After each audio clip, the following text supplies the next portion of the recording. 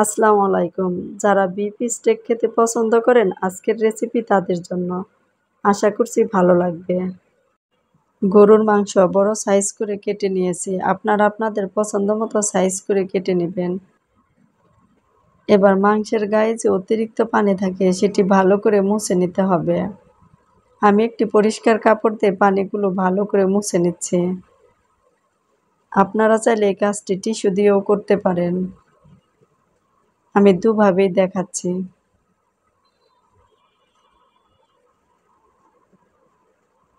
এবার একটি কাঁটা চামচ দিয়ে মাংসগুলো ভালো করে কেচে নিব, যেন মশলা ঠিকমতো মাংসের ভিতরে যায়। সবগুলো মাংসর একটা সাইড ভালো করে কেচে নিচ্ছি।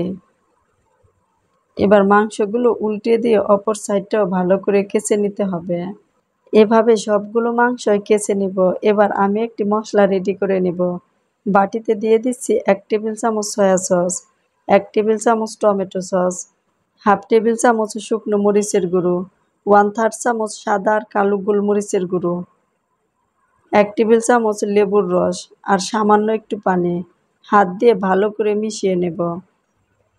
এবার রেডি করে রাখা মশলার মধ্যে মাংসের পিসগুলো দিয়ে দিচ্ছি। সবগুলো মাংসের পিস মশলার মধ্যে দিয়ে হাত দিয়ে ভালো করে মাখিয়ে নেব।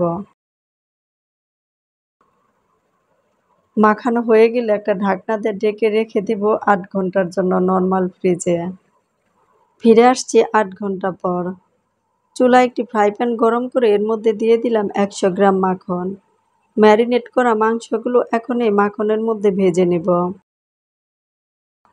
একে একে সবগুলো মাংসই মাখনের মধ্যে দিয়ে দিলাম। চুলার আঁচ থাকবে মিডিয়াম হাই হিটে।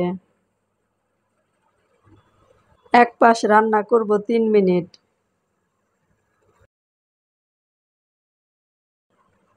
এক পাশ হয়ে গেলে অপর পাশটা উল্টিয়ে 3 মিনিট রান্না করে নেব। এ সময় কিছুতেই ঢাকনা ব্যবহার করা যাবে না, তাহলে মাংসগুলো শক্ত হয়ে যাবে। এভাবে সবগুলো মাংস ভেজে নিলাম। স্টেকের সাথে খাওয়ার জন্য আমি একটি সবজি রেডি করে নিব। এখানে 5 রকমের সবজি নিয়েছি।